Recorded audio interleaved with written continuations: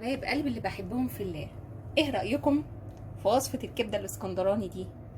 ده يعني ايه الريحة؟ مش عايزة اقول لكم، انا حاسة الجيران هيجوا يخبطوا عليا دلوقتي يقولوا لنا هات لنا من اللي انت عاملاه.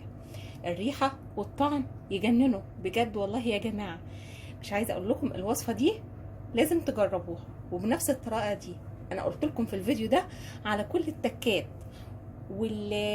يعني الوصفة بحذافيرها من المنبع الاصلي بتاع الكبده الاسكندراني، وعملنا معاه احلى سندوتش كبده اسكندراني وشويه تحابيش بقى وسلطات.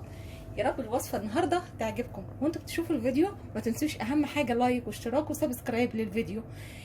يلا بينا نسمي الله ونصلي على الرسول ونبدا الوصفه بتاعتنا. السلام عليكم ورحمه الله وبركاته. ازيكم يا حبايب قلبي؟ يا رب كلكم تكونوا كويسين وبالف خير. زي ما شفتوا كده في الفيديو اللي انا عملته في الاول معاكم، ان شاء الله هنعمل النهارده سندوتشات كبده اسكندراني. هنعمل الكبده الاسكندراني على اصولها بالظبط وبالتكات بتاعتها اللي بتخلينا دايما نشتريها من بره وما بنرضاش نعملها في البيت. هقول لكم على التكات وعلى الحاجات بالظبط بتاعتها اللي بتتعمل وتخلي الطعم بتاعها وريحتها تجيب لاخر الشارع. يلا بينا نتوكل على الله ونسمي الله ونصلي على الرسول ونبدا ان شاء الله الوصفه بتاعتنا. انا عندي هنا كيلو من الكبده زي ما انتم شايفين اهوت، ومقطعه عليه حته دهنه ليا، المهم تكون حاجه دسمه متقطعه عليه اهيت. قطعتها زي ما انتم شايفين كده قطع صغيره خالص مع كيلو الكبده.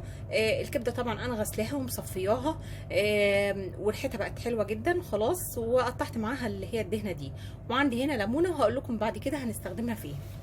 عندي هنا طبعا الخضار اللي انا مقطعاه ده اختياري، انا هحاول اقرب لكم.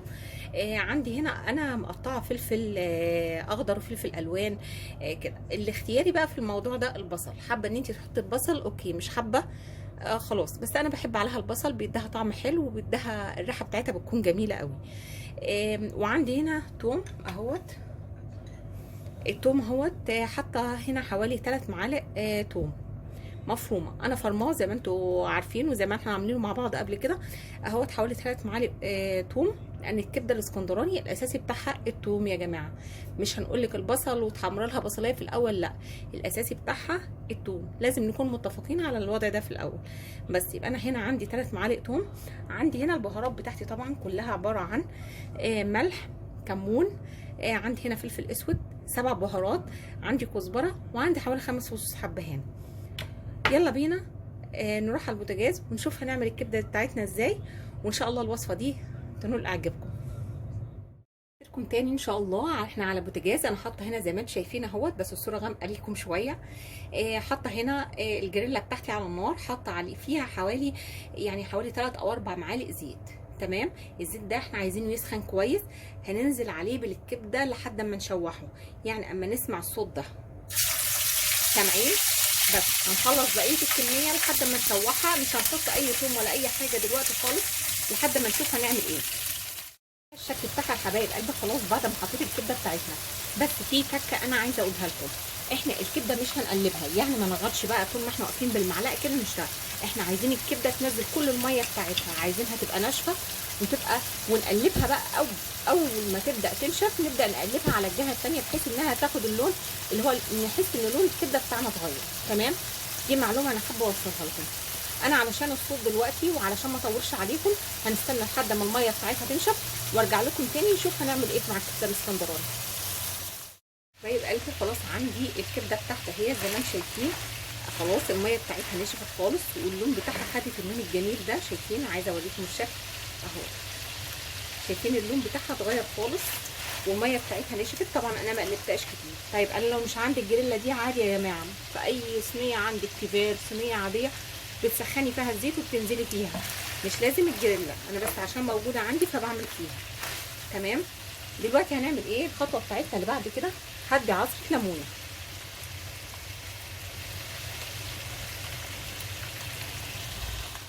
دي خلاص الليمونه بتاعتنا عصرناها اهي، هننزل كمان بمعلقه خل. وده ليه بقى؟ ده والله الليمونه بتدي ريحه جميله جدا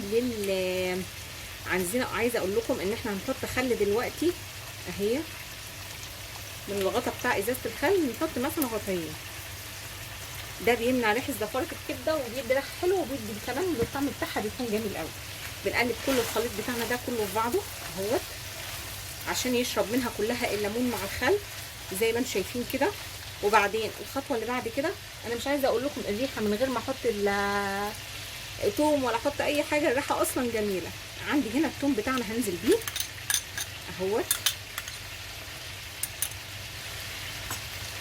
وهنزل كمان بالتوابل بتاعتي اهيت، اللي هي زي ما قلنا ملح وكزبره وحبهان فلفل اسود 7 بهارات وكمون. هننزل بكل البهارات بتاعتنا دي كلها مع بعضيها.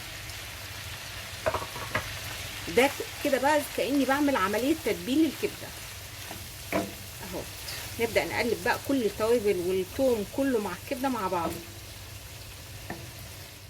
دلوقتي خلاص الكبده بتاعتي بعد ما شوحتها شويه كده مع الثوم بتاعها، خلاص هي تعتبر كده خلاص خلصناها. بس هننزل عليها بقى بالبصل زي ما قلت لكم، البصل ده اختياري تمام. هننزل دلوقتي بالبصل والفلفل الالوان كله مع بعض اهو، وبنسيبها على البوتاجاز 10 دقايق، وبعدين ان شاء الله نرجع في التقديم بتاعها اهو. احنا مش عايزين نطول فيها، لان كل ما بنطول في مده تسويه الكبده عندنا ممكن تشد، تلاقيها بتشد منك وتلاقيها الطعم بتاعها لونها غير وطعمها غير. فاحنا عايزين بس مش يعني مجرد ان انا اسيبها، مجرد ان البصله تدبل خلاص يبقى كده الكبده بتاعتي اوكي خلاص بقت شغاله وتمام ومية مية اهو.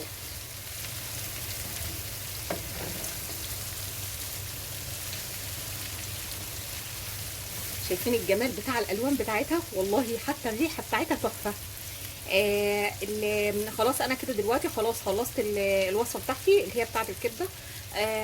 خلاص النهارده يعني في الوصفه دي خلاص مش هنحط عليها اي اضافات تانية خالص. انا ممكن بقى نحط لها مثلا شويه بقدونس كده في الاخر.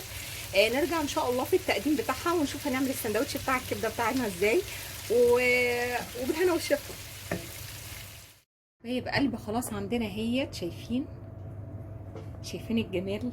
مش عايزه اقول لكم، انا حبيت ان انا اقدمها لكم بالشكل بتاعها كده. اصلا ممكن نقدم فيها كده الجريلا دي، مش عايزه اقول لكم والله ايدي ورجلي هنا في المطبخ. شايفين الجمال بتاعها؟ ويا سلام بقى لو حطينا عليها شويه كزبره او بقدونس اهمت. هنقلبها بس فيهم كده اهوت. طبعا انا ما رضيتش احطها قبل كده عشان ما تسودش. شايفين الجمال؟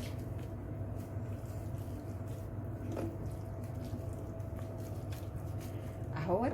وهنعمل كمان احلى سندوتش دلوقتي عندنا. هنجيب بقى الطحينه بتاعتنا كده اهوت،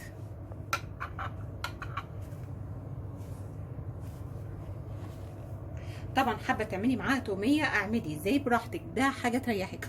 وعملت طيب جنبها بقى شيبسي، وعملت فينا طبق سلطه، وفي المخلل بتاعنا اللي احنا بنعمله في البيت، وبراحتنا خالص يعني. نبدا بقى نحشي عندنا، نعمل السندوتش بتاعنا اهوت. مش عايزه اقول لكم الوصفه دي تجنن، والله وصفه جميله جدا. جربوها وادعوا لي يا رب الوصفه بتاعت النهارده تكون عجبتكم. اذا عجبتكم ما تنسونيش في لايك وشير وسبسكرايب للفيديو. ما تنسوش اهم حاجه يا جماعه تفعلوا الجرس، وكمان اهم حاجه تضغطوا على علامه اشتراك اللي هي العلامه الحمراء. يا رب الوصفه بتاعت النهارده تكون عجبتكم. اشوفكم على خير ان شاء الله الفيديو اللي جاي. مع الف سلامه.